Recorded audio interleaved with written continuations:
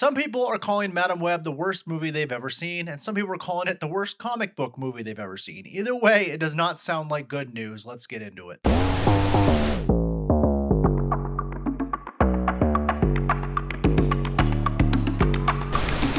What's going on, ladies and gentlemen? Welcome to the Movie Dive. Today we are diving into Madam Web. But before we get started, please do not forget to subscribe. I'm going to pick one out of every 100 new subscribers and win a $50 gift card to a movie theater of their choice. It definitely helps if you comment down below. I might be selecting one of those people on the next 100 subscriber. Only one per month. So, Madam Web, I was able to check it out. Thank God I was able to check this movie out. It's a blessing. I was able to check this film out. It is a godsend that this movie was made. I'm going to go ahead and do this review using ChatGPT because that's how they wrote this movie. Madam Web is a fascinating character in the Marvel Universe. One of the most intriguing aspects of Madam Web is her complex backstory and the source of her powers. She often portrays as being intertwined with the web of fate. Brilliant. I guess that's describing Madam Web. That's not describing the movie. I'm going to go ahead and I'm just going to start. Let's start with this. When a film like this gets made, there's an incredible amount of work that gets put into this. There's people on these movie sets that give their life from 6 months to 2 years. I do not want these people to be held back in the future of their life when they tell people they worked on complete utter shit that Madam Web is. Now, why I'm saying this is because executives who know nothing about creative are creating these kind of bullshit movies, such as Madam Web, such as Morbius. Venom would have been garbage if it wasn't for Tom Hardy. I mean, it pretty much was garbage as well. But guys, when executives are making a film and they decide to hire writers, and every movie those writers have made in the past are also utter garbage, it tells you they do not care about making a good movie. They were probably thinking, oh, well, Morbius, that movie got some meme factors and it made a little money off memes, so let's make this one just as bad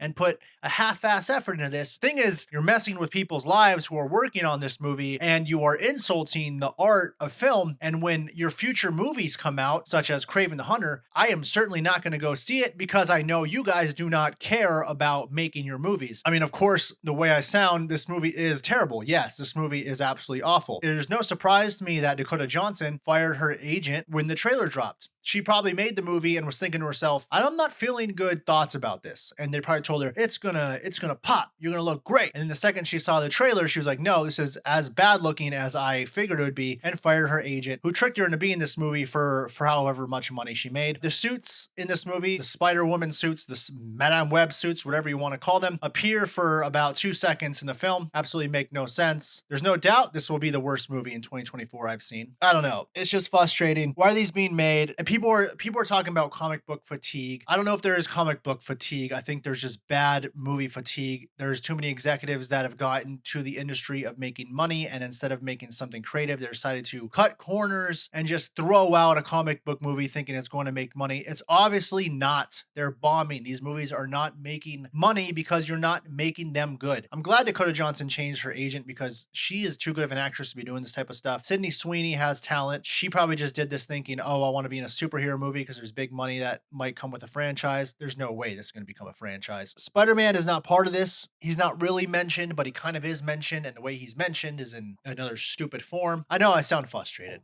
This is frustrating because why are they making this shit? I wish I could just do reviews the way they do these films. This movie was good.